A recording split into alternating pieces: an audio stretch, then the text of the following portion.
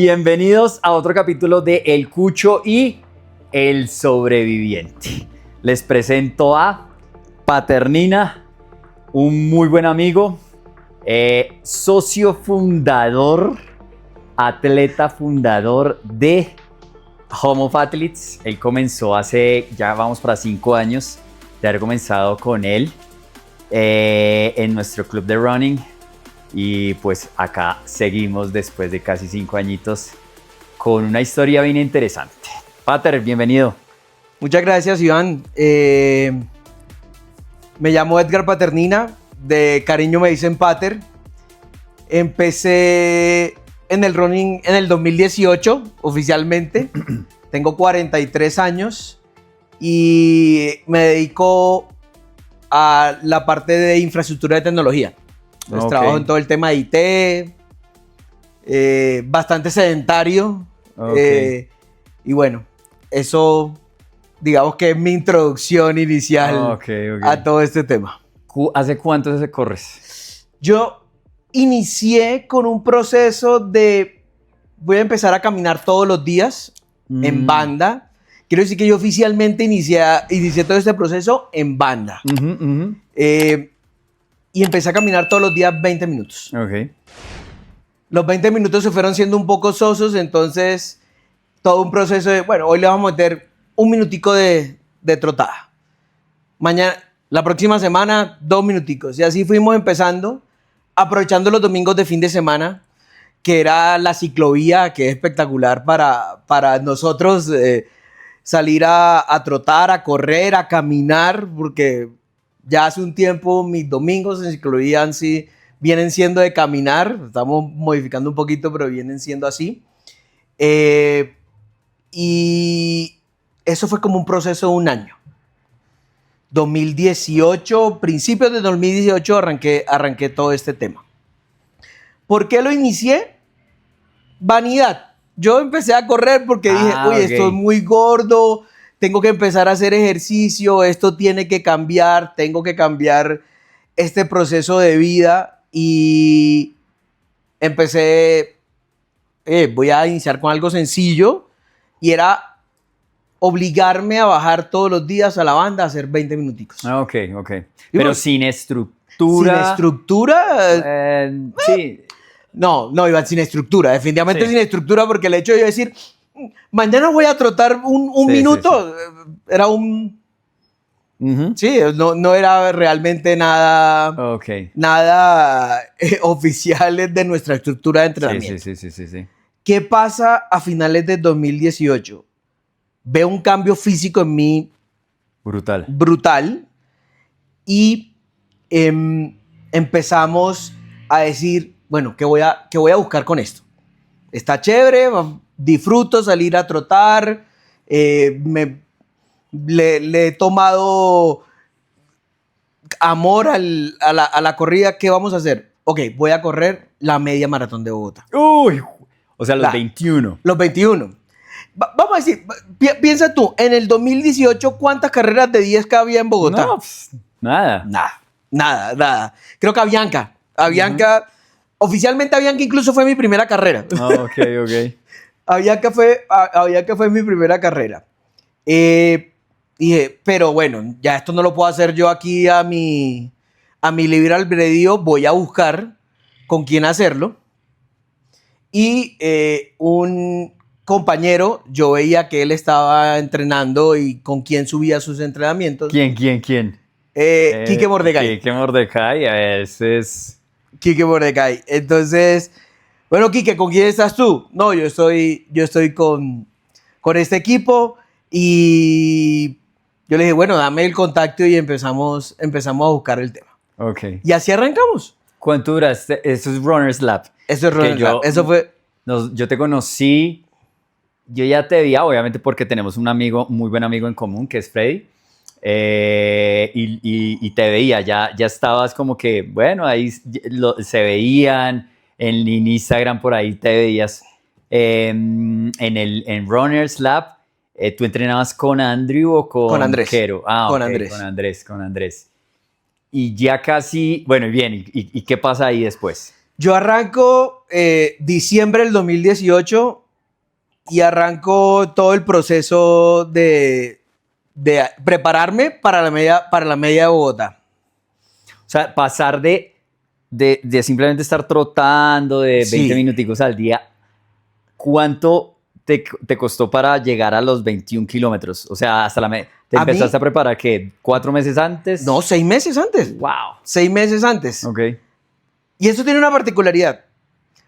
2 meses antes de la carrera, mes y medio antes de la carrera, me salió peritonitis. Y me tocó bajarme en la media de Bogotá. Entonces, mi razón de haber iniciado a entrenar, tocó darle baja. ¡Wow! Bueno, obviamente me dio muy duro en su momento. Pero bueno, dije, nada, sigamos adelante. Ahí vemos a ver qué otras carreras van saliendo. Yo, en todo este boom, ya me había inscrito a la media de Cartagena. Ok. A la media de Cartagena, que en esa época se hacía, pero no se hacía como ahora, que fue recientemente... En febrero. En febrero, sino esa vez se hizo como en octubre, me parece que fue esa carrera. Esa carrera fue en octubre, o cercano a esa fecha. Y yo me había inscrito a los 21 también, pero nada, me tocó bajarme e hice 10. Hice 10 en esa carrera. Muy buenas sensaciones, porque yo había parado 2 meses, prácticamente 2 meses y medio de correr por la peritonitis y retomamos, hicimos 1 mes y medio de preparación para los 10K de Cartagena. Igual tú eres de... Yo soy de Cartagena, yo no podía dejar de ir. Ni loco podía dejar de ir a esa carrera. Hice mis 10K, espectacular, los disfruté un montón. Casi mato a un amigo en esa carrera. ¿Por qué? Yo le dije a él, voy a correr los 10K, voy para Cartagena. Muy, muy buen amigo mío del colegio. Voy para Cartagena. Y me dijo, uy, no, yo la corro contigo. Pero ven, yo me estoy entrenando, vamos a correr. No, sí. Él cuenta esta historia muy jocosa. Ojalá algún día lo tengamos y lo vas a ver cómo cuenta la historia. Salimos a hacer la activación el sábado. En un momento le dije, bueno, entonces ahora sí vamos a poner ritmo de carrera. Y yo los digo, bueno, no, me imagino que está... Y al día siguiente arrancamos a correr. 5:30 de la mañana que sale la media de Cartagena. Y arrancamos los 10K. Y yo empecé a mi ritmo. Y yo lo veía atrás y siempre venía como atrasito. Ahí venía, pegado. Y faltando 1 kilómetro para terminar, yo le dije, bueno, ahora sí vamos a apretar. Y entonces me miró como que, ¿cómo así? ¿Cómo así? ¿No estamos apretando? Y me dijo, no, vete. Bueno, yo arranqué a correr, yo termino la carrera, paso y yo digo, bueno, él venía 1 kilómetro detrás mío, no debe venir tan lejos. Y empiezo a mirar, nada, no llega. Cuando lo veo, viene casi llegando a la meta, lo agarramos, pálido ese pobre. Literal, casi lo mata. Literal, no, mira, nos tocó acostarlo, lo pusimos, le tocó darle aire. Entraron un compañero para ayudarlo y tal. Bueno, ya se recuperó y tal, pero él cuenta esta historia, él dice, casi me mata, y tiene otros apuntes muy buenos de la historia, pero bueno. Esa fue. Y esa fue mi inicio en este tema oficial, digamos, en todo este tema. ¿Y qué sensación tuviste cuando termina? Claro, estabas con tu amigo, estabas en tu tierra. ¿Qué sensación? ¿Fue como un enganche ahí? Sí, es un enganche, es una sensación de plenitud, digamos, decir, oye, llegué hasta acá porque me preparé para llegar hasta acá. Okay. Yo respeto mucho los que dicen, ay, voy a correr 10K este fin de semana y salen y todo el tema. Oye, pero no todos tenemos 20 años, 25 años que son los que salen a hacer eso para hacer eso de cierta forma hasta irresponsable, ¿no? O sea, pero esa plenitud cuando uno termina una carrera, en ese momento eran 10K. Uno dice, uy, esto valió la pena. O sea, el esfuerzo, saber que pude hacerlo, saber que pude, el ritmo que estaba buscando lo conseguí. Después de haber estado lesionado 2 meses y medio, Ujú. o sea, es una sensación muy, muy, muy placentera. Qué nota, qué nota. Bueno, y eso es que 2018. Eso ya era No, 2018. 18, ok, 2018. Porque yo todo esto lo relaciono. Nosotros nos guardaron en pandemia 2020. 20. No, Ujú. entonces esto era 2019. Ah, ok. Ok, Uy, entonces, o sea, tú exacto. estás en el rush, llegas octubre entonces de 2019 Sí. y no alcanzas a hacer ni 21 y En el entramos 2019 no alcanzo a hacer 21. y entras de una No. Yo alcanzo a hacer mi primer 21 en Miami. en Miami. Ah, claro. Esa fue la última carrera que yo creo que Esa fue la tuvimos acá en última, Colombia. de las carreras grandes, la última antes de la pandemia pandemia. que nos guardaron. Ve, mira, había otra que no se hizo. Rock and Roll Medellín. Ah, Rock and Roll, sí, que fue en marzo comenzando, era 5. Sí, era el primer fin de semana de marzo. Yo estuve allá y no se hizo, pero no por la pandemia, obviamente, Sí, sino no. fue por temas de contaminación Sí. de Medellín. Viajamos. Pero- La pasamos muy bien, al fin de cuentas. Ok, entras a pandemia y ¿qué se te pasa por la cabeza? Porque dices, ok, estoy en el rush, estoy como en esas ganas de correr y nos guardan. Y acá nos guardaron terrible. Un año de prepararme, un año de carrera. Afortunadamente logré hacer esta media en Miami y nos guardan. ¿Y qué hacemos? ¿Qué hacemos? ¿A qué nos dedicamos? Entonces empezamos a hacer ejercicio en las casas Sí, ajá. y empezamos a hacer bicicleta. Ah, ok. Y nos dedicamos en buena parte a hacer mucho ciclismo en esa época. Claro, como todos. Como todos. Lo mezclábamos. Ya después nos dejaban salir a nos dejaban salir a correr. Pero el ciclismo en simulador en esa época, yo creo que a todos estos que veníamos en este rush, nos ayudó un montón. Nos ayudó un montón. Y después empezamos a salir a hacer un montón de ciclismo. Recuerdo que fuimos a Villa de Leyva. Y ya Leiva, Hicimos Villa de Leyva. que ahí fue cuando yo te conocí. O sea, ya nos vimos, nos sentamos. Nos presentamos, como sí, que no. Exacto. Correcto. Eso fue Villa de Leyva, donde siento que se planeó Joa, entre otras cosas. Total, eso fue en la cena, en una cena antes de ya venirse ustedes, yo me quedé un poquito más y ahí empezó me acuerdo no me acuerdo quién fue el que se levantó y, Freddy, que entonces acá estamos para hacer el equipo. Y Yo pensaría que fue Abel. ¿fue Abel? Creo que sí. Tengo, no sé. tengo eso Sí, en la cabeza. ya entre unos vinos en la cabeza. Claramente, empezó. claramente. Ahí empezó Home of Athletes. Sí. Ok, comienza Home of Athletes, comenzamos y nuestro primer como gran carrera que hacemos, un club muy joven, muy Sí. extremadamente muy joven. Teníamos idea de esto, pero no sabíamos en qué nos metíamos. Y los famosos Parranditas, que era el Los grupo de Parranditas. ustedes, que fueron los que fundaron. Los que fundamos como Athletes fuimos los Parranditas. Los Parranditas deciden irse para Chicago. El primer maratón, creo que de todos. De varios. De varios. A ver, el primer maratón de Abel, primer maratón ¿sí? de Erika, primer maratón de Patty. No, Suárez. creo que de todos.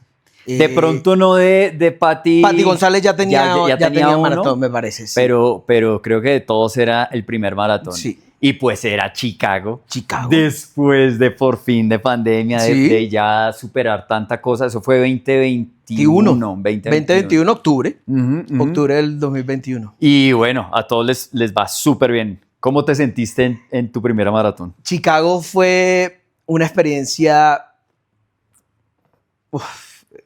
de otro mundo.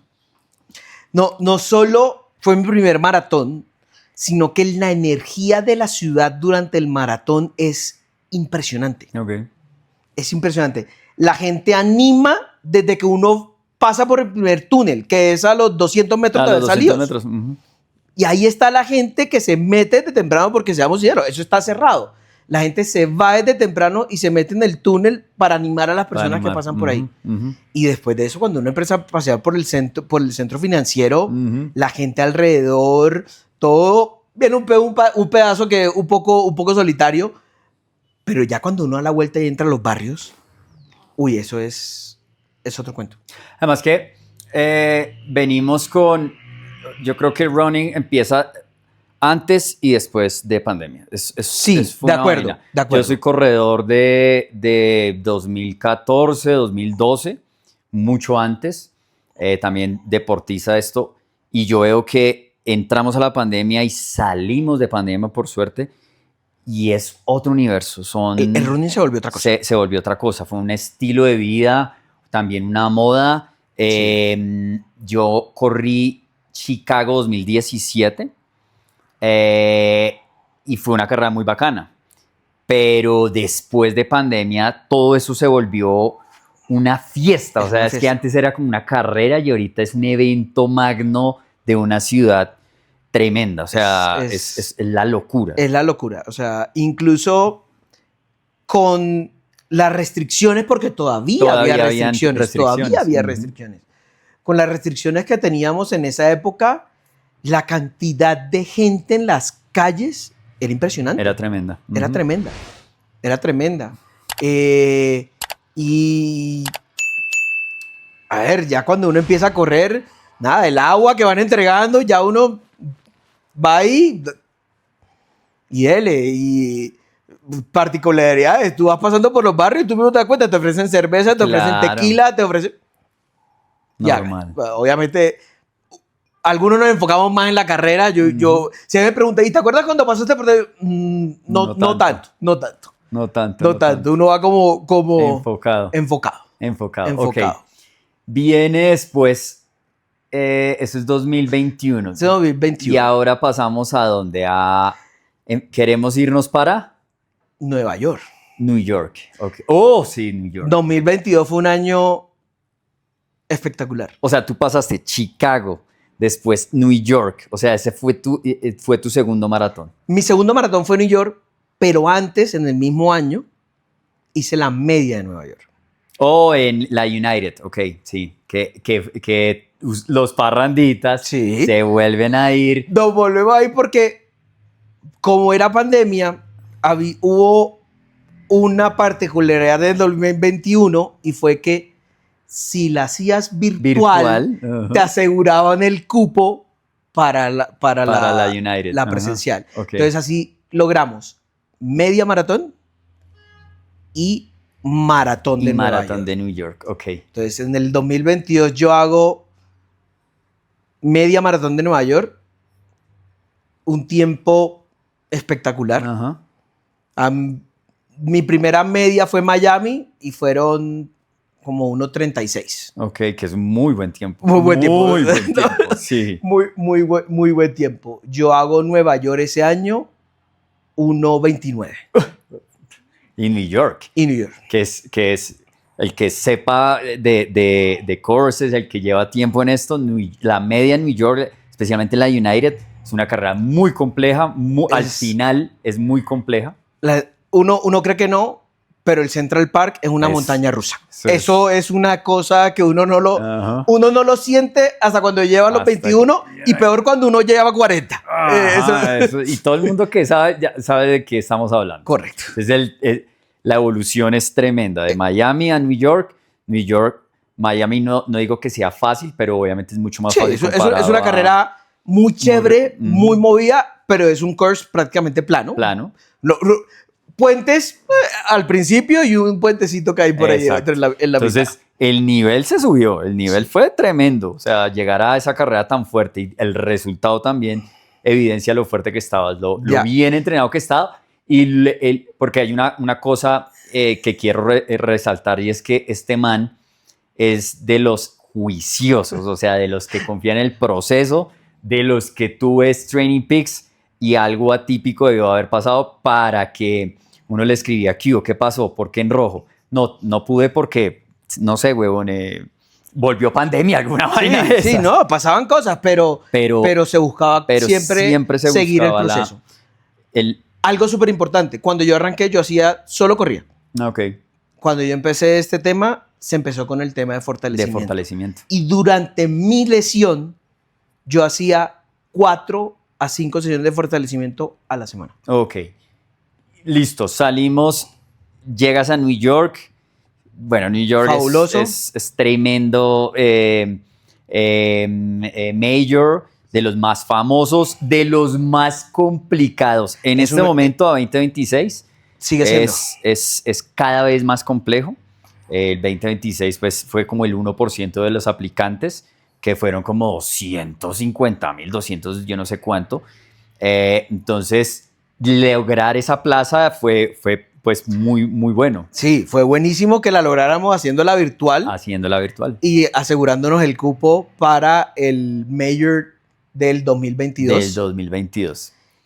Terminas una maratón espectacular también. Creo que nosotros estuvimos el mismo año. Sí. Y de ahí, ¿qué pasa?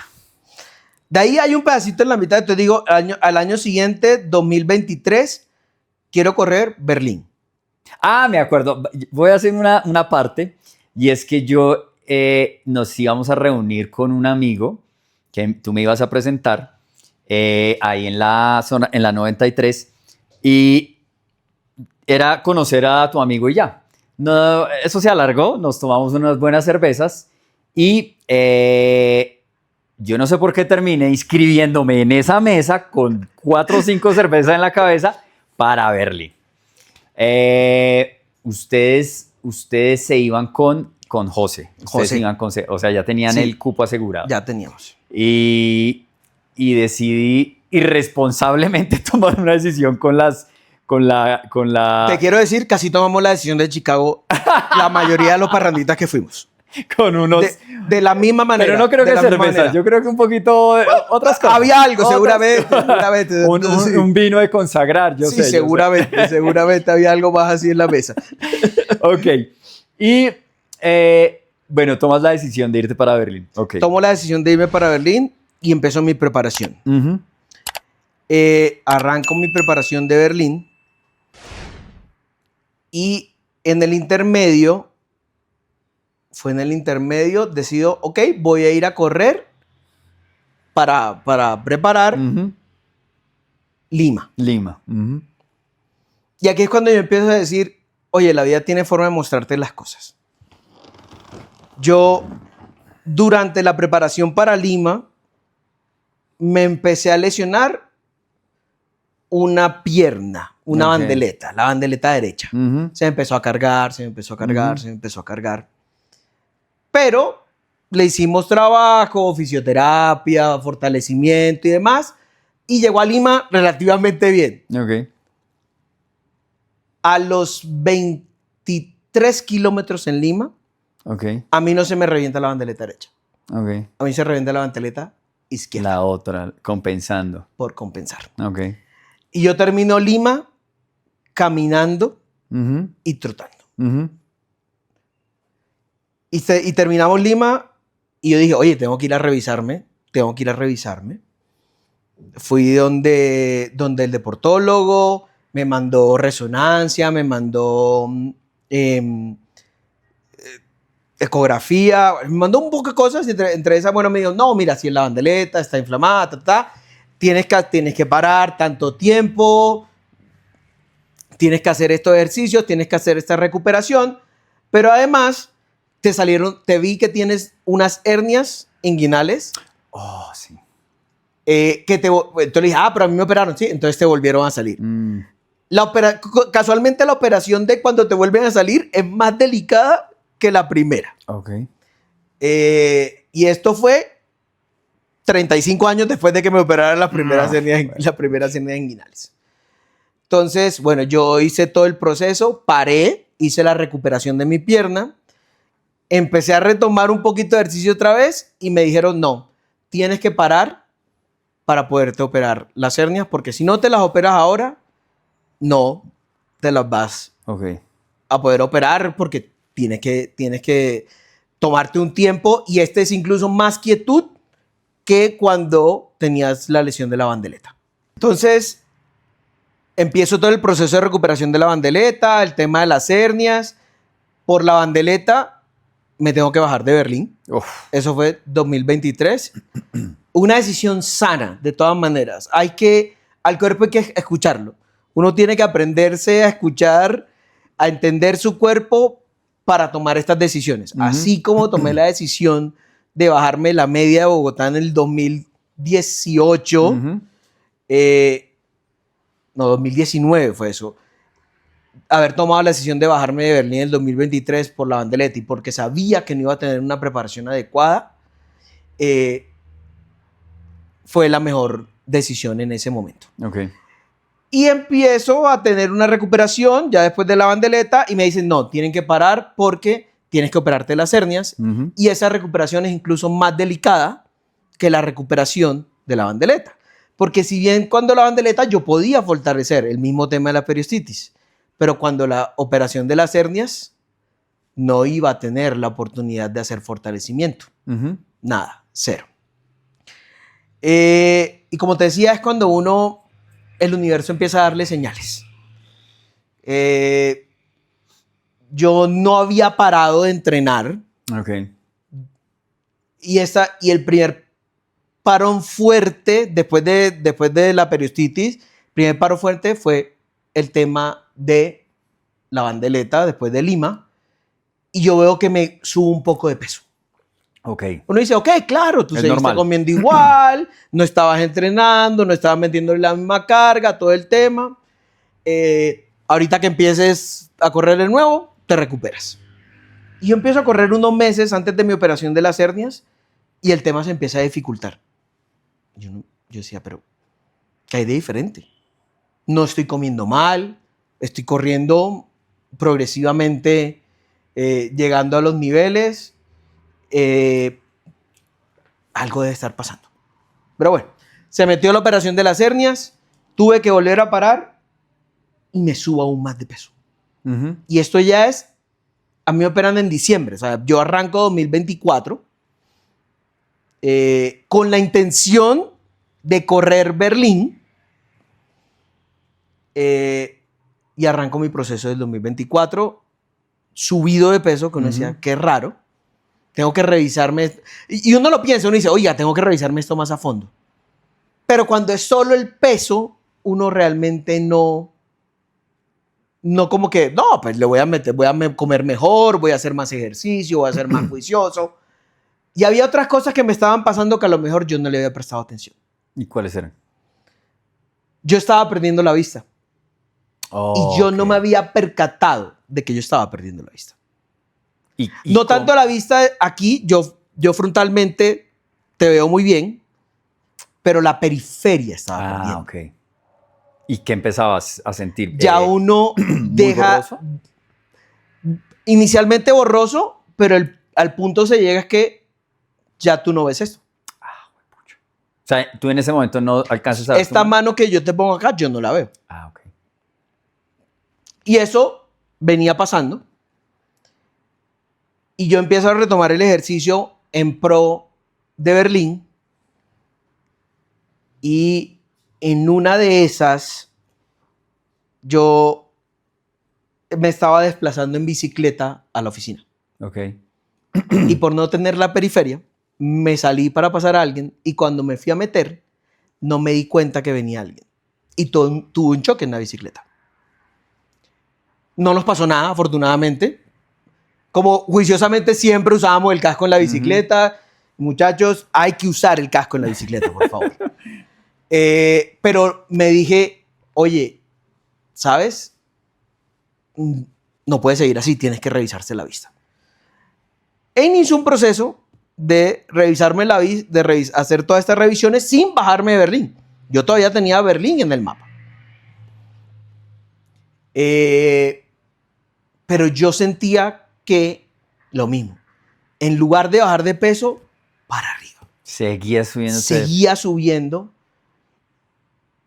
Y seguía en un tema que era el abdomen, la barriga que uno le dice. Era impresionante lo que se me estaba notando en ese momento. Pero tú lo atribuías a una mala comida y no entrenar de manera adecuada. Okay. Más a la mala comida, porque en ese momento ya yo estaba retomando. Entonces decía, oye, no estoy haciendo los volúmenes que estaba haciendo antes. Claro. Ok.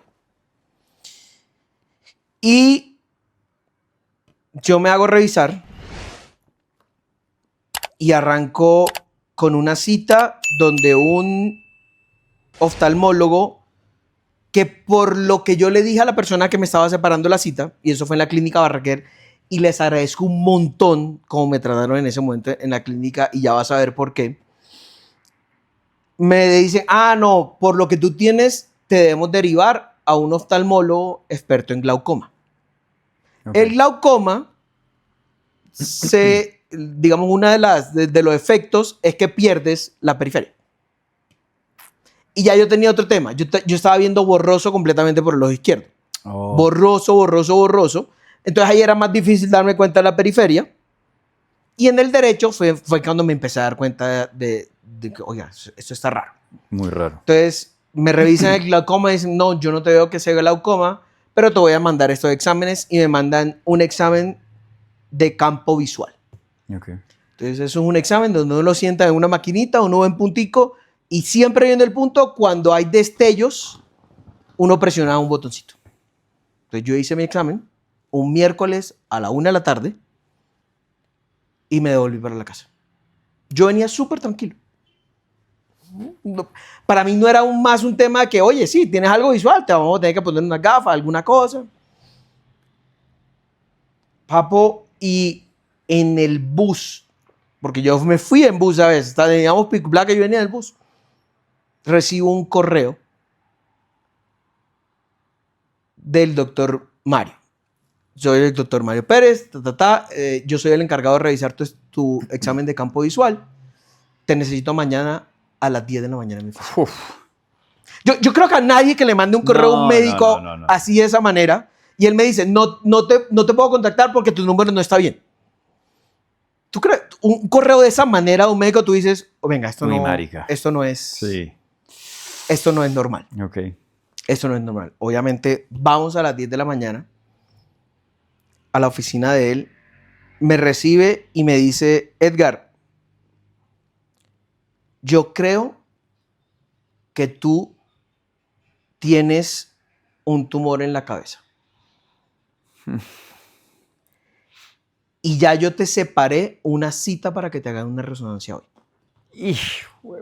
Me dijo así, yo me metí a tu historia, vi cuál era tu póliza, lo cual lo agradezco infinitamente. O sea, el man te hizo la tarea. El man, en lugar de decirme, oye, sí, mira, aquí tienes, tómate, ve y haz este examen, él se puso a la tarea de sacarme la cita desde el día anterior para que ese mismo día me la hiciera.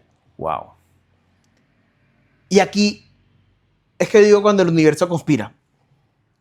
Yo le dije, uy, Mario, qué pena, es que a mí me la tienen que autorizar en mi póliza, eso es un trámite que se demora, no sé. Me dijo, porque me dijo, tú tienes la cita hoy en la tarde. Estando ahí en la cita, le marcan al celular de él, porque como él no tenía mi número de celular, él puso el celular de él.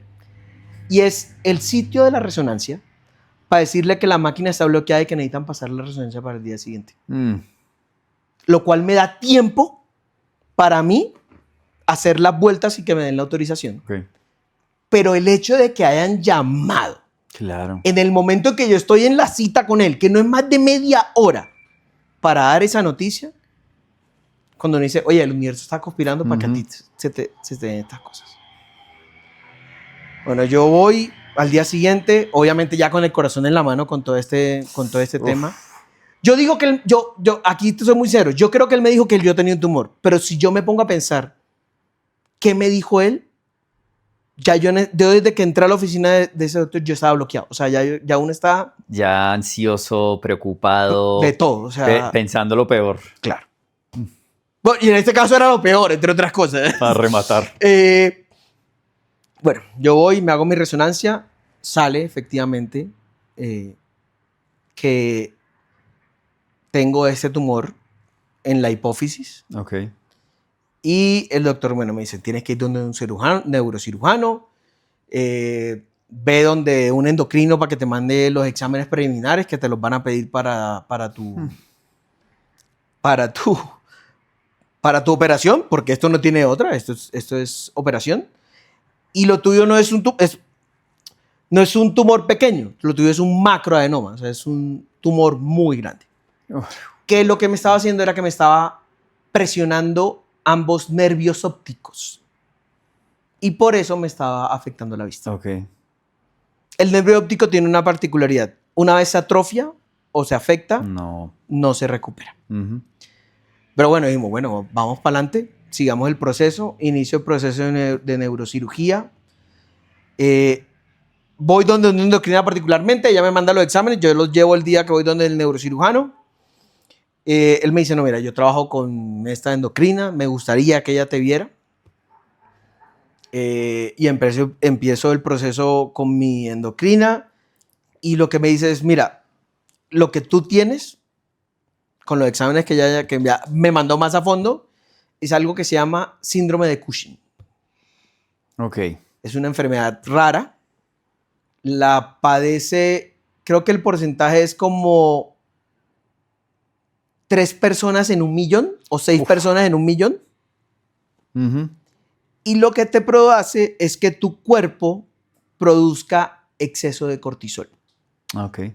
Y el exceso de cortisol hace que no proceses bien las grasas, no proceses bien las proteínas, te pone protuberante en el abdomen, te hincha la cara. Y yo decía, todo lo que yo pensaba que era simplemente un mal comer. Un mal comer. Y eran unos síntomas de la enfermedad que estabas teniendo. Puros síntomas de la enfermedad.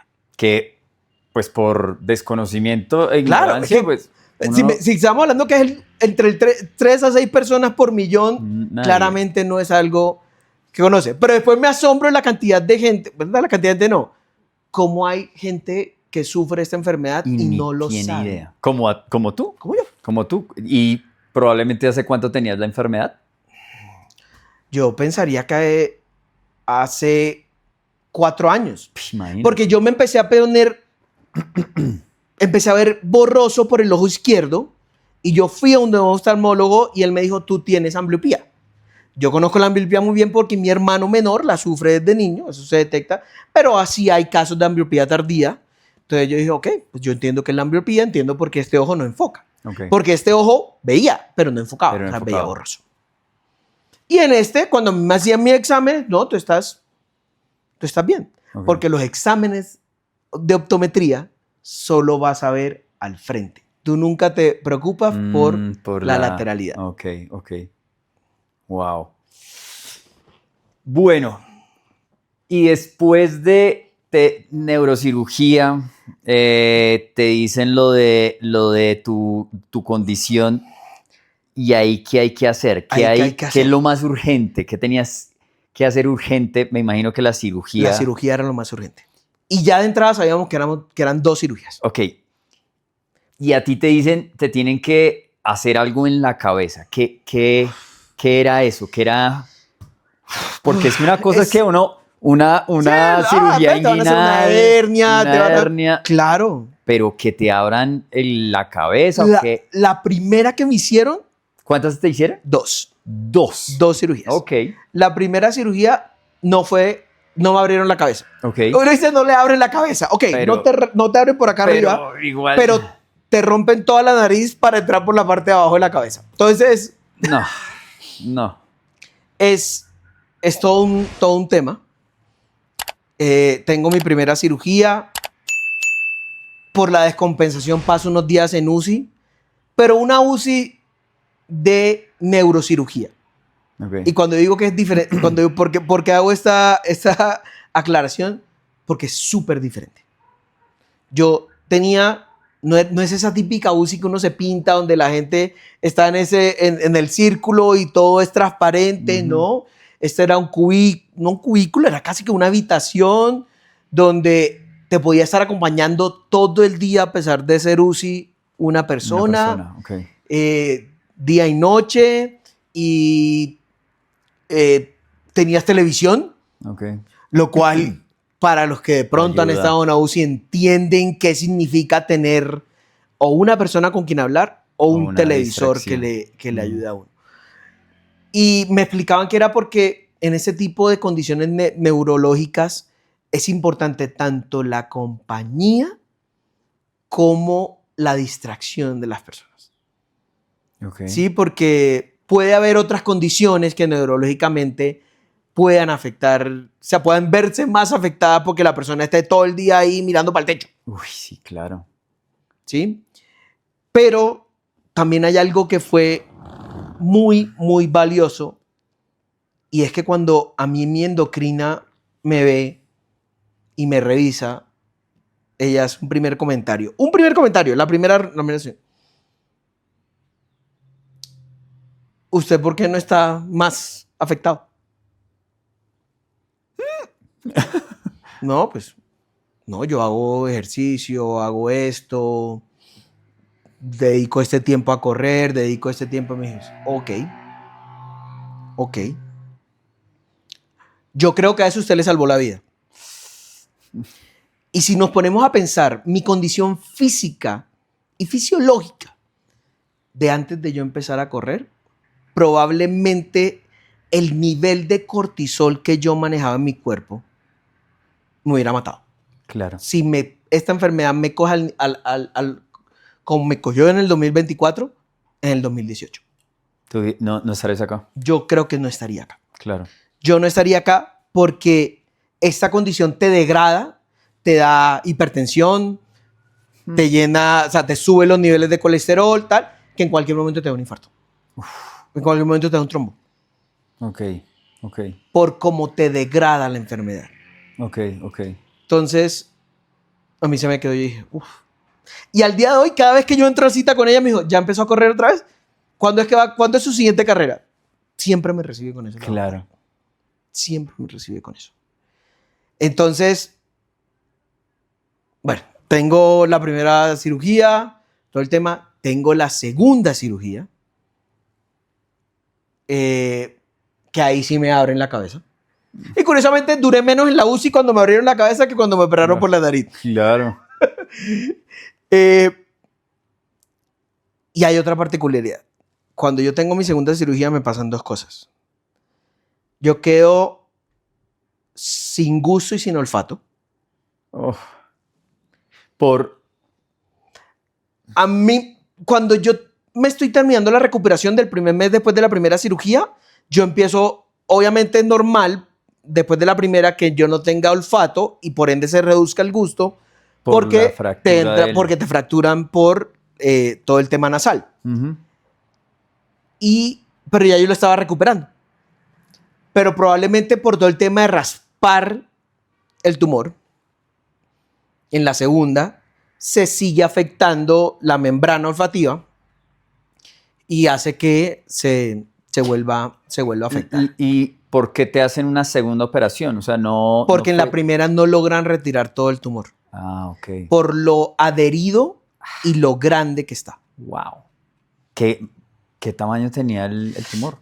¿Sabes que estuvimos revisando y ni siquiera en la primera resonancia pusieron cuál era el tamaño del tumor? Ok, ¿no se alcanzaba a ver o...? No, se veía inmensamente, pero por alguna razón en la persona que lee el primer examen no pone el tamaño. Ok. Dice que está afectando, cómo está, pero no dice el tamaño del tumor. Ok. En la segunda cirugía, el tumor quedó, no sé, como de 3 centímetros. Perdón, después de la primera. Y en la segunda queda como de 2 centímetros. Ok. Esto lo sé yo ahora. Yo salgo de esa segunda cirugía pensando que de pronto lo quitaron todo. Claro, que es la esperanza. Es la esperanza. A mí nadie me dijo, ni a mí ni a mi familia, que no habían podido retirar todo el tumor. Ok. Entonces yo salgo de mi segunda cirugía. Súper jocoso. O sea, igual contento con el tema. Claro.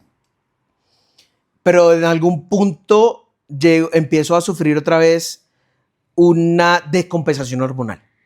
Que eso es gracias al Cushing. Eso es porque los niveles que estaba manejando del cortisol, que eran 10 veces los niveles que uno debería tener en el cuerpo, se bajaron abruptamente. Ah, ok.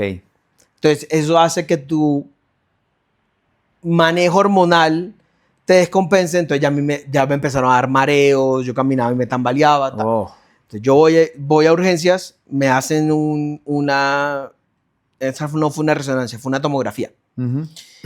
Me hacen la tomografía Y bueno, yo dije, bueno, está bien. No, sí, va a salir seguramente que me operaron y todo el tema.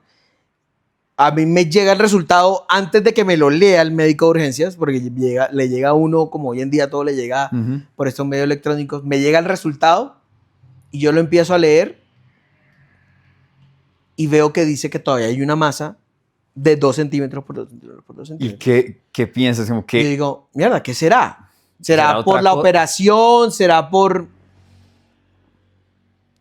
Y yo le pregunto ya cuando estoy con la médica de urgencias, ¿qué quiere decir eso? Que todavía tengo tumor. Y ella probablemente no se lo pregunté así, ella muy secamente, y la entiendo porque tampoco puede imaginarse que, me dice, sí.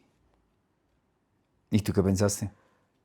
Yo creo que durante todo este proceso, creo que lo hablamos varias veces, nos vimos varias veces mientras yo lo estaba. Siempre fui muy positivo, siempre fui muy, oye, chévere, vamos a salir adelante, nos vamos a recuperar, tal. En ese momento fue mi primer momento que dije, mira, yo no voy a poder con esto. Es duro. Es duro porque ya sabía que no me iban a poder volver a operar. Ok. Y que había quedado ahí algo.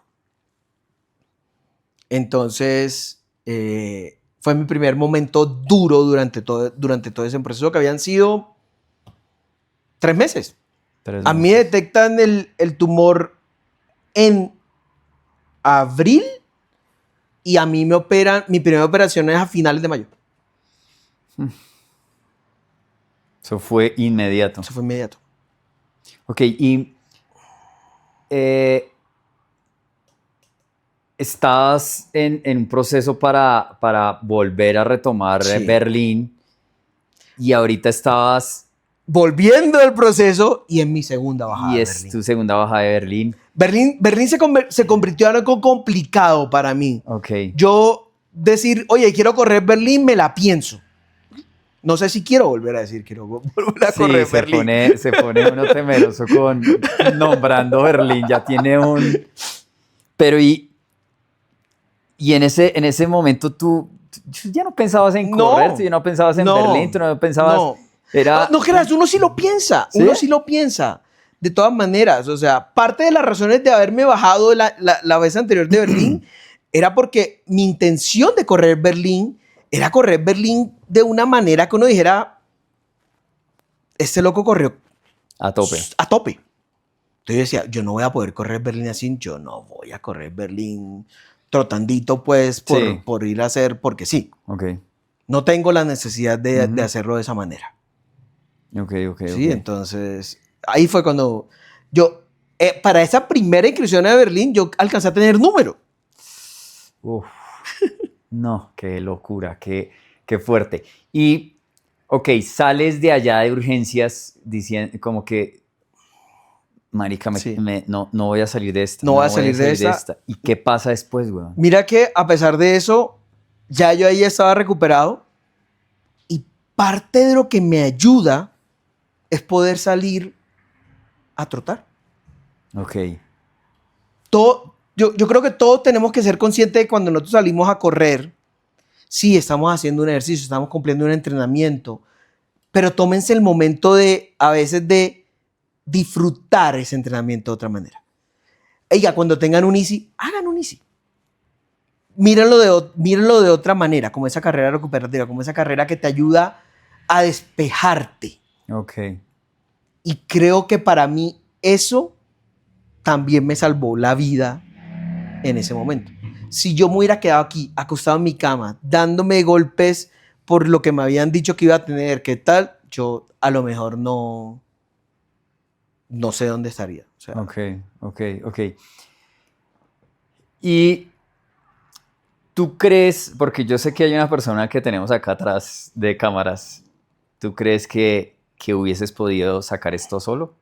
¿O? No, y uno no deja de pensar en esa persona. Okay. Mira que cuando a mí me dicen te tienen que operar, yo le pregunto a 2 médicos. No era porque yo fuera a correr, era porque teníamos un viaje. Ok. Para la primera media maratón de mi esposa. Sí. Y yo le pregunto creo que fue al otorrino. No, doctor, tengo ese... no. Yo, ok. Le pregunté al neurocirujano. No, no debería. O sea, hay que hacer esto lo más pronto posible. Y le pregunté a la endocrina. Yo adoro esa endocrina. Ella es muy seria, ella es muy ortodoxa de sus cosas, pero en ese momento me dijo, Edgar, haz el viaje. Tú, si no lo haces, después te vas a arrepentir. Ok. Y ahí es cuando las cosas se dan. Yo seguí mi curso normal de todas mis aprobaciones y la última aprobación necesaria para poderme operar se da cuando estaba en el viaje. Porque el viaje lo hicimos. Y ella me dice, y tú te vas a ir y como te vas a montar en un avión tantas horas, te vas a tomar esto para evitar los trombos y te vas a tomar esto para manejar tu presión y te vas a... para que tú vayas y hagas tu viaje. Yo me imagino que también ella pensando, tienes una operación complicada, no sé cómo vaya a salir mejor. Vaya y disfrute. Vaya y disfrute. Vaya y disfrute y pásela buena. Entonces yo digo, si yo me hubiera quedado acá, no hubiera ganado nada. Ni siquiera un par de días. Claro, claro. Ok, y en este momento, ¿tú cómo te sientes? ¿Cómo estás de salud? Entonces yo arranco, todo se pone mejor, creo. O la historia se pone mejor. Yo arranco mi recuperación, tengo mis operaciones. Te dije que perdí el gusto y el olfato. O se disminuyeron. El olfato perdió, el gusto se disminuyó abruptamente, pero todavía se disfrutan las cosas. Y pierdo la vista del ojo izquierdo. O sea, en ese momento tú no ves... En este momento yo no veo por el ojo izquierdo. ¿Qué ves? ¿Estás completamente oscuro? Sí. Ok. Completamente oscuro. Lo cual lo hace a veces hasta más complicado. Porque el cerebro trata de todas formas de juntar las señales que vienen por ese lado. Entonces, para mí es mejor estar así. Ok. Pero estar así es un cansancio motor increíble. Claro. No lo vas a lograr. A cualquiera lo invito a que trate de cerrar más de 2 minutos el ojo, digamos, forzadamente. Ni loco. Es súper complicado. Entonces, bueno, ahí nos hemos ido adaptando. Obviamente para las carreras es complicado con tanta gente saliendo, por lo que no hay periferia. Y es una parte importante cuando estamos en las carreras para movernos y demás. Pero yo igual arranco a correr. Ok. Y arranco a correr juiciosamente. Empezamos a retomar de a poquito. Casi que cuando empecé un poquito más fuerte. No, un poco más fuerte que cuando empecé. Y arranca todo este proceso. Y algo que no se puede evitar es compararte contigo mismo. Yo había corrido hace menos de un año. Bueno, no, mentira. Desde la operación, hace 2 años, yo había corrido una maratón en 3 horas 10. Mi segunda maratón. Y en Nueva York. Y salir a hacer un easy y lograr, o a trotar un rato y un ritmo de 7 y sentirse ahogado. Pucha, para el ego es durísimo. Para el ego es durísimo. Pero ahí es cuando uno tiene que aprender de este tipo de cosas. Y uno tiene que saber cuáles son las victorias que uno puede lograr en ese momento. Okay. Y probablemente sea mucho más importante hacer un 5K, un 10K para mí en ese momento que haber hecho... Que hacer ahí sí cobra importancia todo lo que hay que hacer, ¿no? Desde dormir, desde estar con la mujer, desde tomarse un buen café o una buena charla. Dormir. Tú no sabes lo que yo sufría. El cortisol no te deja dormir. Ni muy bajito ni muy alto. Ok. O sea, si lo tienes muy bajo no puedes dormir nada tampoco porque el cuerpo te está mandando adrenalina todo el tiempo porque para él es problemático. Si lo tienes muy alto, cualquier medio de despertar te pone activo. Entonces, yo no podía dormir. Yo no podía dormir. Es todo, y todo eso empieza a sumar. Claro. Todo eso empieza a sumar. Y todo eso, porque físicamente, claro, te desbarata, hormonalmente te está, Sí. y mentalmente dices que uno que piensa en esa situación, en que, uf, ¿qué voy a hacer? Esa incertidumbre, Sí. tengo 2 centímetros de un tumor que en teoría me han quitado, ¿qué piensas? ¿Cómo? Entonces yo inicié un control biológico del tumor Ujú. con medicamento.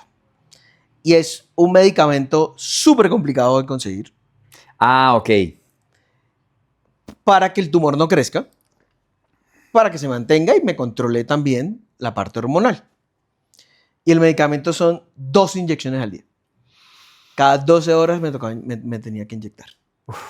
¿Te lo sigues inyectando en ese momento? No. Ok. Y ahorita vamos a llegar a ver por qué ya no me lo sigo inyectando. Ok.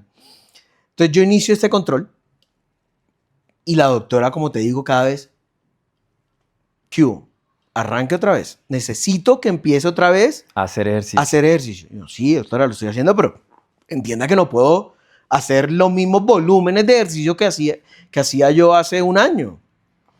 Entonces arrancamos todo ese proceso. Tenemos 6 meses buenos, no, casi un año bueno. Ujú. Y un año después de la primera operación, me hacen control y el tumor vuelve a crecer. Ugh. Sí. Fue complicado. ¿Tú qué Pero- pensaste? Como que, ay, Yo, qué mamera esta joda. sí, qué mamera, ¿qué vamos a hacer? ¿Verdad? Porque te estás inyectando, te estás haciendo Correcto. todo. Estoy haciendo todo en teoría y solo hubo como 3 semanas que no me puse la inyección mientras hacían todos los procesos que hoy en día tenemos que surtir de entrega de medicamentos en el país. Igual no es un medicamento que uno pueda ir y comprar En la droguería. En la droguería. Y bueno. Y toda la doctora me dijo, no, pero entonces de pronto por ese tiempo igual vamos a iniciarte. Yo le dije, doc, si por 3 semanas, 2 semanas que yo no me puse el medicamento, entramos en esto, yo en este país me voy a morir, porque esto no va a ser posible. Me dijo, no, igual vamos a iniciar un proceso, vamos a arrancar. Bueno, esto fue más decisión de mi neurólogo, de mi neurocirujano, que de mi endocrina. Vamos a hacerte un proceso de radioterapia. Ok. O radiocirugía, que le dicen ahora. Ujú. Y arrancamos todo un proceso de radiocirugía. Pero mi endocrina que dice, ok, si vamos a hacer esto, lo vamos a hacer así. Y me tratan el tumor. Nunca lo dijimos, el tumor es benigno. El tumor no es maligno. Ujú. Pero el tumor es un tumor de rápido crecimiento. Ok. Entonces, no es un cáncer, no es un tema de otro tipo, pero si sigue creciendo, te genera otras afecciones. ¿Y cuáles son las afecciones que te generan? Entonces, si sigue creciendo, me puede dejar completamente ciego, Ok. porque ya me aprieta El más el nervio nervio óptico. óptico que Ujú. está ligeramente bien. Y ligeramente te digo porque de la periferia que uno tiene, normalmente yo tengo el 25%. Ok. Te afecta las hormonas, porque el tumor es en la hipófisis. Ok. Entonces, te afecta todas las hormonas que produce la hipófisis. Ok. Y bueno, al final, ese tipo de niveles elevados de cortisol pueden llevar a la demencia. Ok. Y hay muchas historias de personas con enfermedad de Cushing que por no quererse cuidar o no tomarse los medicamentos adecuadamente, llevan a la demencia. Y es clarísimo. Te empiezan a controlar eso y empiezas a bajar de peso. Un poco, Ok. no igual que antes. Ok. Ok. No igual que antes, pero sí, se empieza, en algún momento se empieza a sentir. Ok. En los primeros 6 meses yo, empecé a bajar, creo que sí lo voy a lograr. Ujú. Pero ya cuando empieza otra vez a subirse, Otra vez. otra vez. Uf. Hay temas de demencia porque tú estás estresado todo el tiempo, estás súper irritable. Eso te lo dijo La endocrina me explica y todo ese tema. hablando ¿Pero demencia es ahorita o en...? Depende de cómo te afecta a ti el cortisol. Digamos que a mí me afectó físicamente. Ok. Sin embargo, yo siento que yo estaba mucho más, y te pueden dar razón desde que sí, mucho más irritable en esos días. Okay. Cuando tenía ese cortisol tan elevado, uno se pone más irritable. ¿Y irritable qué es? Te todo cerraron te molesta, todo te produce... Eres chispita, la persona que decimos chispita. Sí, de mecha corta. Sí, cualquier cosa te pone de rabieta. Ok. Y entonces siempre buscar conflicto, no buscar, sino como que siempre al conflicto, siempre te lleva a eso. Ok. Y obviamente el cortisol es bueno tanto es malo en exceso y es malo en carencia. en carencia. Uh-huh. Y a mí me dicen, mira, ya no funciona el medicamento, tenemos que, por el crecimiento que tuvo, tenemos que hacerte nuevamente una intervención, que en este caso es la radiocirugía. Ok.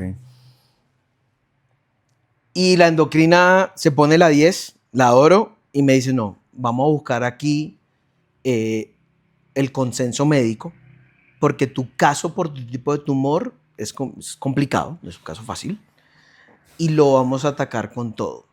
Y a pesar de que mi tumor es benigno, lo tratan como un tumor maligno. Ok. Y le hacen todo el tratamiento, y esto obviamente eso tiene que ir a una junta médica, se aprueba y demás. Le hacen todo un tratamiento de radioterapia con quimioterapia combinada. Sí. Entonces, tú tienes la radio, donde va uno diariamente a una cita, lo ponen en una máquina 5 minuticos, porque eso no es más de 5 minutos. Esa es la radioterapia. Esa es la radio. Ponerte ahí en una máquina y... Te ponen una máquina, obviamente esto es cada vez más específico, más dirigido, y te ponen bueno, en mi caso, como es en el cerebro, le ponen una máscara que le hace que la cabeza siempre esté en la misma posición. Y la máquina es tan avanzada, a uno incluso le explican cuál es la máquina, cómo es el modelo y todo el tema, porque esta máquina es capaz de seguir los movimientos por respiración de los tumores. Uy, para poderlo radiar de manera adecuada. ¿Y eso dónde te lo hicieron acá en Bogotá? En la Fundación Santa Fe. Ah, ok. Wow. La Fundación Santa Fe. Y aquí es cuando uno dice, oye, sé que lo he dicho muchas veces, pero uno dice, el mundo le da a uno sus cosas. Mi radióloga resulta ser hermana, sin querer, porque no lo sabíamos, eso fue de un gran compañero de mi papá del colegio. Wow. Y me trata de una manera espectacular. Ella siempre trata a sus pacientes de manera espectacular. Uh-huh. Pero el tener esa cercanía, el sentir ese tema que sabe quién eres, tu familia y todo el tema, hace que sea un poco más familiar el asunto. Okay. Entonces me hacen todo el esquema, toda mi radiación. Y sin embargo, a mí no se me va que a mí el neurocirujano me dijo, ojo, esta es la última opción. Cuando él me habló de la radiocirugía, me dijo que era la última opción. Y ya estamos en la última opción. Entonces ya te hiciste la... Sí, ya yo tuve un proceso. Fue un proceso de casi 2 meses. De radiocirugía. Fueron 25 sesiones. ¿25 sesiones? 25 sesiones de radiocirugía. Uf, pucha. Con quimioterapia, con pastillas de quimioterapia todos los días de las sesiones. Todos los días durante esos 2 meses. Y para que más o menos la gente entienda, es prácticamente estar como envenenando al cuerpo. Sí, de acuerdo. La quimioterapia es envenenar al cuerpo porque lo que hace es que se debiliten esas células para que no se sigan reproduciendo y se eliminen. Pero se debilita también lo que está bueno. De acuerdo. Y todos sabemos lo que produce la radioterapia en cuanto a las ganas de comer, a las náuseas, al vómito. Y no hay mal que por bien no venga. Yo creo que por mi pérdida olfativa y de gusto, a mí no me afectó en absolutamente nada de eso. Ok. Yo bromeaba con mi radióloga y con la niña le decía, yo no sé qué dicen que esto le quita a uno el apetito porque a mí me da más hambre. Ok. Sí, o sea... Y ella sí me dijo, bueno, entonces ahí viene un nuevo parón. Porque cuando yo arranco la radioterapia me dicen, no puedes correr. hacer ni correr porque estás inflamado, tu cerebro está inflamado porque te estamos radiando. Tu cerebro está inflamado, tu cuerpo está inflamado con la quimioterapia, no puedes correr, no puedes hacer fortalecimiento. Y bueno, pero me dijo, puedes caminar. Okay. Puedes caminar y hacer estiramiento. Soy muy malo para hacer estiramiento. Yo sé que lo tenemos que hacer, pero soy muy malo para hacer estiramiento. Pero igual saliste por lo menos a caminar. Yo salí a caminar.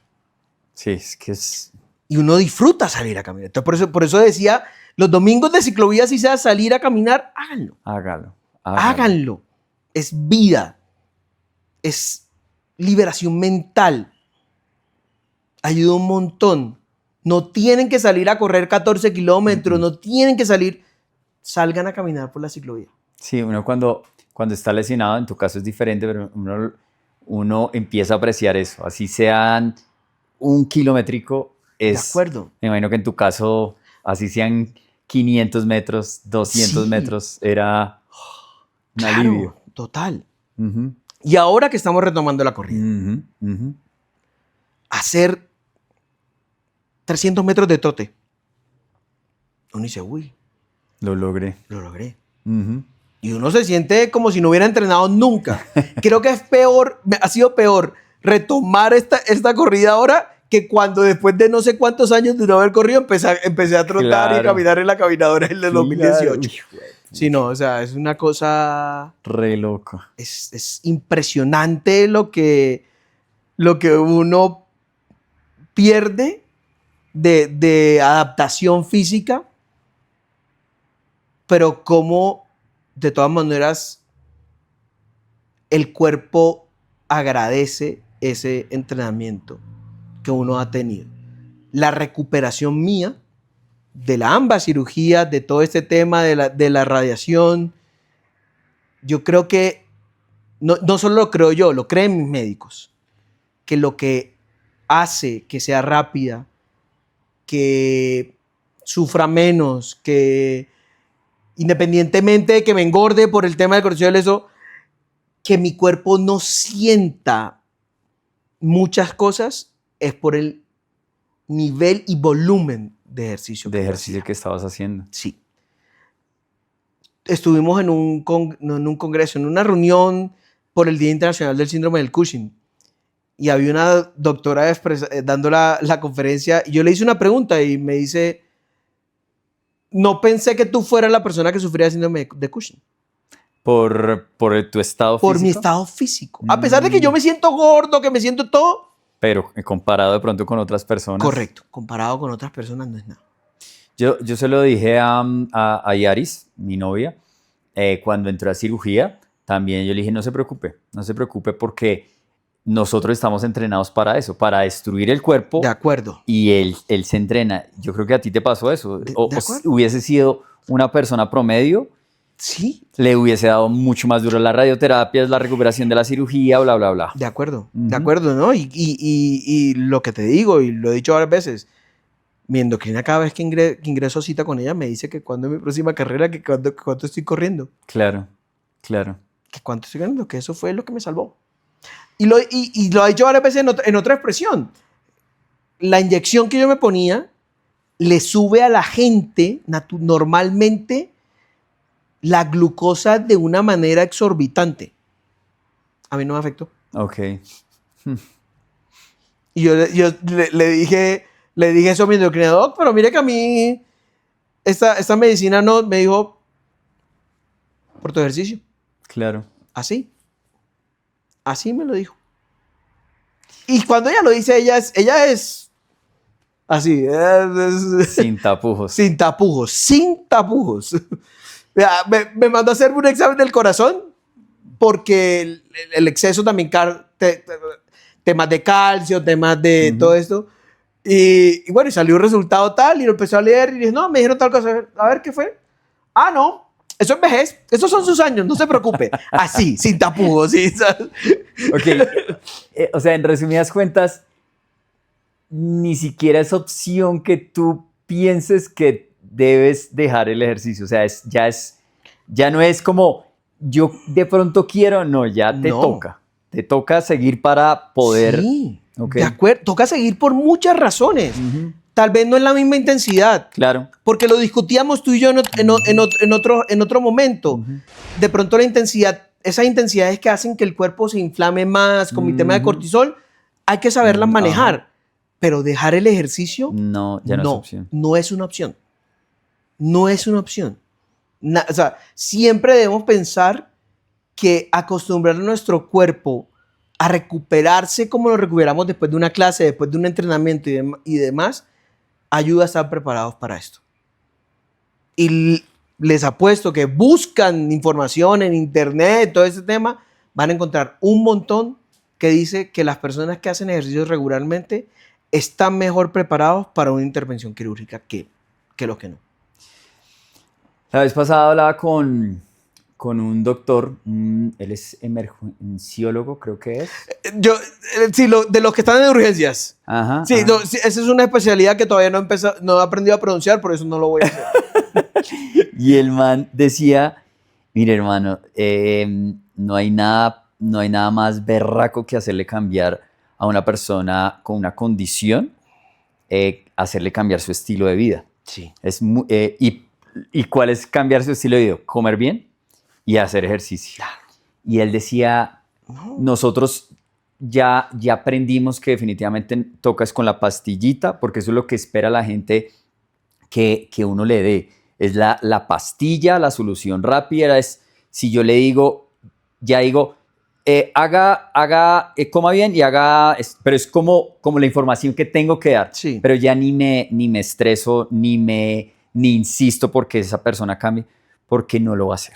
No lo va a hacer. Es muy complicado lograr los hábitos. Lograr los hábitos. En tu caso, tú ya tenías el hábito, Sí. llega esto, pero el hábito ya está ahí. Y ya me no cuesta. te tienen que... Claro. Claro, me cuesta. A ver, después de yo estar durmiendo hasta tarde, porque afortunadamente con el control que hemos logrado, volví a dormir adecuadamente.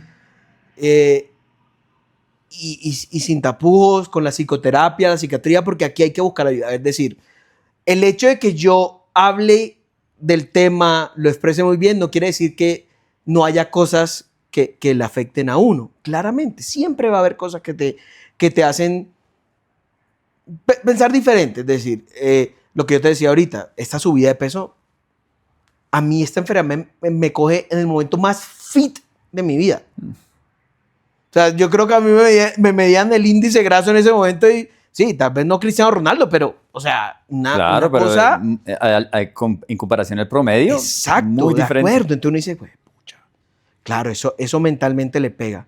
Y si le sumamos que el exceso o cuando no tienes control de esta enfermedad te afecta mentalmente, hay que saberlo manejar. Entonces tampoco uno puede echar por la borda el tema de, oiga, busque el apoyo, pero el apoyo médico. Pero yo con todos los que he hablado es, claro, muy bien, y muy bien que hagas el ejercicio, y muy bien que salga a correr, y si no es correr, que hagas bicicleta, y si no es... pero búscate algo que te ayude a liberarte. Y hay que saberlo manejar. En mi caso, si yo no puedo dormir bien, no puedo hacer un ejercicio extenuante en la noche porque me va a activar el cortisol y me va a tener despierto además toda la noche. Toda entonces, la noche. Hay que saber manejar esas cosas. Ok. ¿Estás con psicólogo, psiquiatra? He tenido ayuda psicológica, he tenido ayuda psiquiátrica, bueno, y neurocirugía, endocrino. Ok. Todas las disciplinas. Todas las disciplinas, porque esto es además algo muy integral. Tiene que ser integral, ¿no? Tiene que ser integral. Porque es que si yo voy solo donde el neurocirujano, sí, él me operó y eso, pero él es muy claro, tiene que ir para que las hormonas se la vigilen la endocrina. Y yo voy donde el oncólogo en este momento por el tema de la quimioterapia y eso, y la radio, y él me dice, yo reviso hasta aquí, pero este tema te lo tiene que ver la endocrina. Obviamente ellos ven y tienen, por su experiencia, conocimiento del resto de cosas, pero cada médico hay que buscar.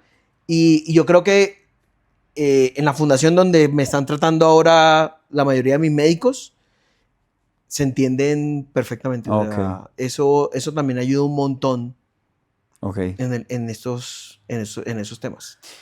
Y en términos de salud mental, depresión. Sí hay. Sí. Sí hay. Días muy malos. Hay días malos. O sea, sobre todo, mira que yo no me va a afectar porque digo, uy, ya no puedo correr 10. Sí, no. No, eso no me afecta. Pero me afecta más el tema de decir, uy, esa era la camisa que yo me ponía hace un año. Ah, ok. Ok. ¿Sí? Ese tipo de cosas afectan. Y eso produce depresión. Aunque uno cree que el estar deprimido es siempre estar así con cara de triste. No, no es eso. La depresión se da en varias facetas. Ok. Y yo puedo estar diciendo, sí, mostrar que estoy contento y soy súper deprimido. Súper deprimido. Que esa es la...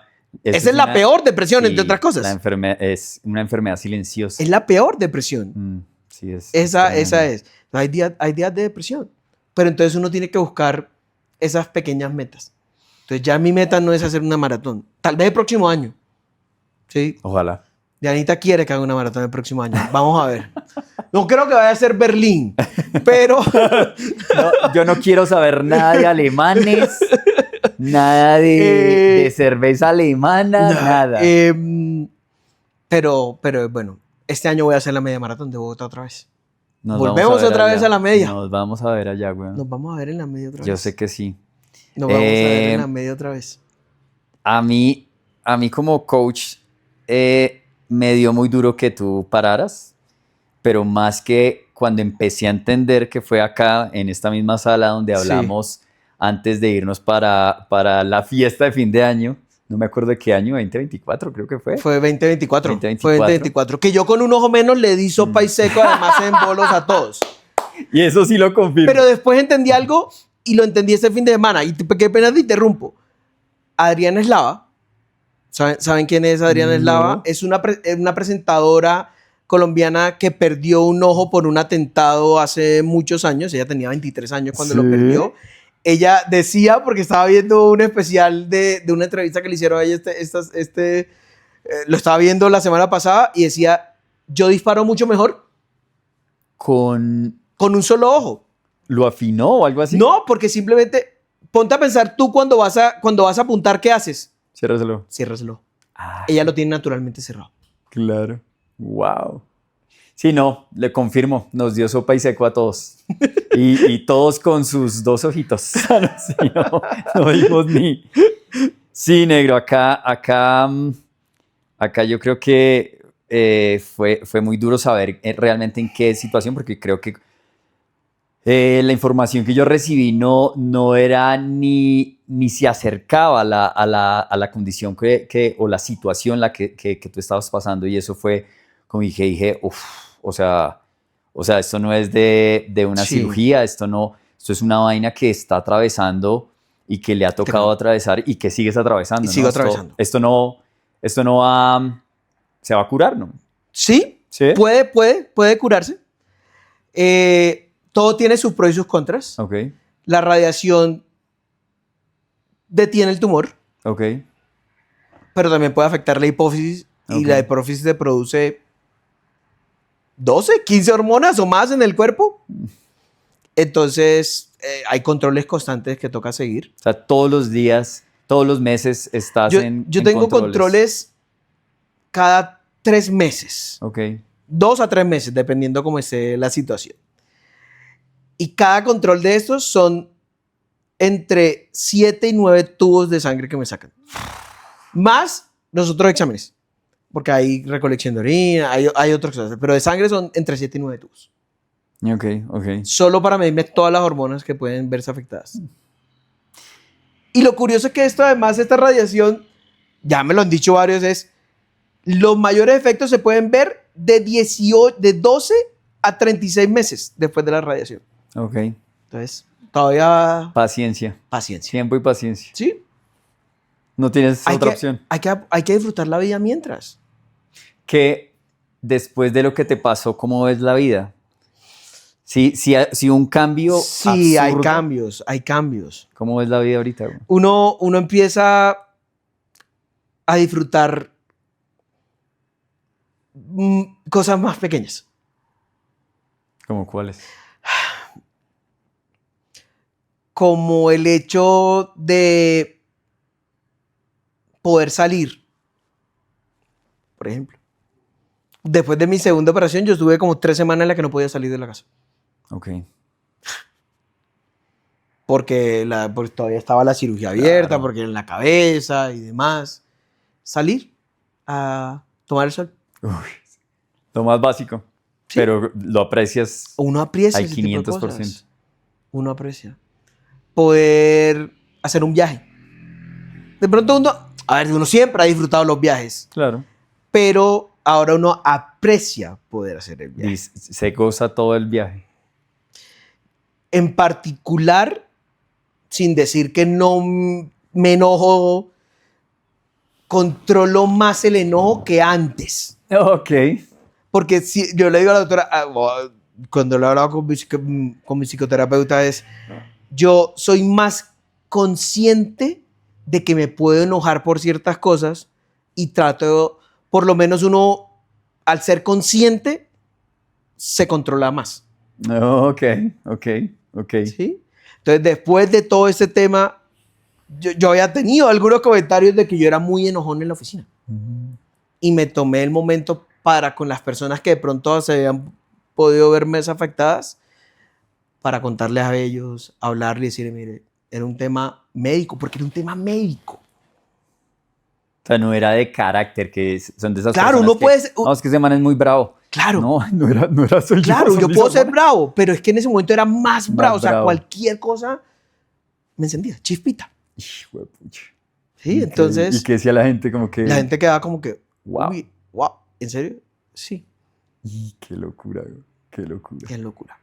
Y hace 7 meses estábamos en Cartagena y estábamos hablando así con alguien y le estaba contando esto mismo así, mira, estas 2 operaciones, papá, perdí la vista, y me decía, yo me encargo de muchachos en la Armada, ¿era vida? Sí. Y yo no puedo creer a veces que estos pelados que están completos y tal, se quejen. Y tú me estés hablando de lo que te pasó de la manera como me estás hablando. Uno tiene que empezar a ver la vida de otra manera. De otra manera. Hay cosas que van a seguir siendo iguales, pero pues hay cosas que van a cambiar. Yo no puedo volver a manejar, por ejemplo. Ok. Montar bicicleta en la calle, Complejo. complejo. ¿Y para la corrida? ¿Es más difícil? Mucho más difícil. Es mucho más difícil. Es mucho más difícil porque cuando, digamos que acá que ya me conozco todo el entorno, yo sé dónde están los cruces, sé dónde puede salir un carro en cualquier momento, sé dónde están las salidas de los parqueaderos, todo ese tema, uno lo tiene claro. Ok. Cuando llega a un sitio nuevo, Y claro, cuesta. ¿no has competido? Sí, he tenido un par de competencias. Ok. Algunos 10K muy suave, como para poder retomar. ¿Y qué sientes? Porque es que eso es... Es abrumador. Claro. Es muy abrumador. Claro. Es muy abrumador. Muy abrumador en el punto en que... Entonces, esto que estoy haciendo acá es lo que me pasa cuando estoy así. Claro. Porque es como cuando uno se encoge para no chocarse con la gente. Eso es lo que me termina pasando. Claro.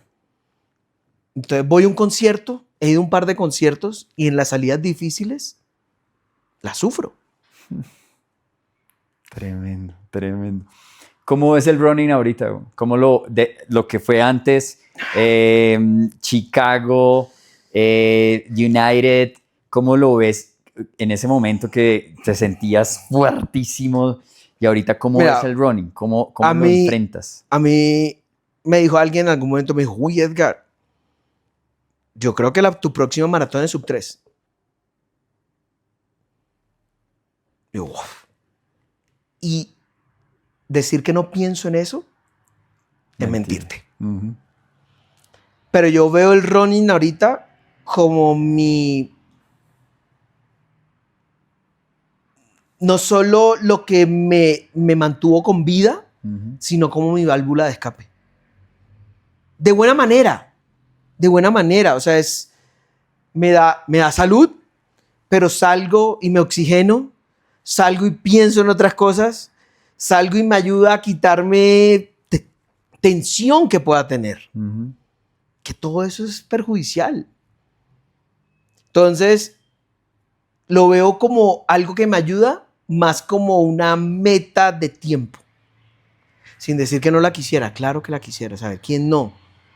¿Quién no después de estar en ese nivel, Uh-huh. decir, no, eso no importa ya? Es mentira. O sea, pero yo lo veo en esta manera como vida. El running, la bici en simulador, el ejercicio es vida. Es vida. Esa palabra de que el ejercicio es vida es verdad. En tu caso, Es verdad. más que Te aseguro que en comprobado. cualquier otro caso es que llegue a algo similar, seguramente. Claro. El ejercicio en justa medida también. Claro. Uno tiene que saber qué es lo que le puede dar a su cuerpo de ejercicio. Uh-huh. Si yo nunca he entrenado, si yo nunca he hecho, si nunca he corrido, no voy a salirme a correr una maratón. Por favor, por favor. El running está de moda, pero no lo veamos como una moda. Como una moda. Hay que saber qué le damos a nuestro cuerpo, porque así como a mí me ayudó, seguramente si hubiera hecho el running de otra manera, Te hubiese afectado. me hubiera afectado más. Claro, niveles de cortisol. Exacto. Mucho más altos. Mucho más altos. Mucho más alto, porque el running en cierta manera también nos produce cortisol. Total. Porque inflamamos el cuerpo por dentro mientras se sube, entonces se libera esa hormona. Claro, claro. Pater, ¿qué te gustaría decir ya para finalizar este podcast? Algo profundo, algún agradecimiento, lo que quieras. Yo voy a agradecer mucho, mucho, mucho a mi esposa. Porque sé que la ha pasado muy difícil durante mi enfermedad. Sé que no es fácil llevar este tema por lo que hemos pasado. O sea, es complicadísimo. Y a pesar de los altos y bajos y discusiones y demás, porque tienen que haber. Tienen que haberlas. Siempre ha estado ahí cuando yo he necesitado el apoyo necesario durante esta enfermedad. A mis médicos. Lo que yo te conté del oftalmólogo. Se puso la 10. Yo se lo decía a alguien el otro día, decía, es que yo no había conocido un médico, no había tenido la necesidad de pronto de ir a tantos médicos, pero que él mismo fuera, hiciera lo que hizo para que al día siguiente yo tuviera esa cita lo más pronto posible, eso no lo hace cualquiera. Uh-uh. Y la forma como me tratan mi neurocirujano, mi endocrina, están pendientes, se ponen. Yo he sentido que se ponen la 10 por 1, que no es mirar una notica y ya hay como que por salir del paso. Al equipo. Yo recuerdo, no creas que yo me olvido, yo recuerdo cuando fue la segunda o la primera operación, que esa nota, ese detalle que me enviaron, eso llena mucho. Claro, no te sientes solo. No se siente uno solo. Yo creo que eso es lo más jodido, ¿no? Es en una muy enfermedad. jodido. Es muy jodido en la enfermedad sentir solo. Y yo creo que sí que yo nunca me he sentido solo en esta enfermedad. Por suerte. Nunca me he sentido solo. Lo cual ayuda también a una estabilidad mental. Claro. Lo que decías tú, que estás con el televisor, recuperándote de la cirugía, con alguien. Eso ayuda. Total. Yo era súper jocoso en urgencias. Yo creo que tú preguntas de pronto por mí y se van a acordar. El escandaloso ese, sí, cartagenero. Seguro. Seguro. Mira, yo la segunda vez que fui, a mí me fue tan bien de todas formas con las enfermeras en la primera UCI, que yo la segunda vez que fui, a cada una le llevé un detalle. Ok. Y era difícil entrar a los detalles. No creas que uno pudiera entrar cualquier cosa allá a la UCI. Y cuando pasaban por el frente, muy descarado, yo me pongo a pensar ahora y dices, ¿cómo hacía yo eso? Les gritaba el nombre para que vinieran, para saludarlas. Chéverísimo, Entonces, chéverísimo. ese apoyo que he tenido yo de todas las personas a mi alrededor durante esta enfermedad ha sido súper importante. Y de verdad se los agradezco. Y muchachos, no dejen de hacer su ejercicio. No voy a decir que running, porque de pronto no les gusta el running. Hagan bici. Lo que sea. Hagan ejercicio de fortalecimiento funcional. No sé, tampoco piénsenlo como una forma de enseñarle a su cuerpo cómo mantenerse en esos momentos difíciles. Y les aseguro que vida les va a traer. Qué chévere. Qué chévere. Una historia muy bacana. Una historia muy... que he vivido en primera silla, en primera fila. Creo que lo que te quiero decir es que gracias por compartir esta historia, porque me parece importante que la gente conozca tu historia, quién eres, porque de pronto, y yo creo que con este capítulo vemos la punta del iceberg, ¿no? Porque seguramente, sí. La cosa debió ser más fea de lo que... Hay momentos muy difíciles, claro. Sí. Así que te doy las gracias de estar acá, de dar ese mensaje a los chinos. Te agradezco a ti por invitarme. A nosotros también nos sirve el apreciar una vaina que también es para nosotros tan natural como salir a correr y que para ti es otra historia. Es otro cuento. Sí, si a ustedes les cuesta trabajo salir a correr, piénsenlo. Piénsenlo. Piénsenlo que, no, yo sí puedo salir. Yo sí puedo salir a correr. Pater, nos vemos en la media maratón de Bogotá. Nos vemos. Allá lo que nos cueste, allá vamos a estar. Sí. Y espero darte un gran abrazo cuando termines la media maratón de Bogotá. Vamos a disfrutar de esa carrera. Sí, va a ser su segunda media. Eso. Allá vamos a estar haciendo fiesta. Sí. Y gracias, papá.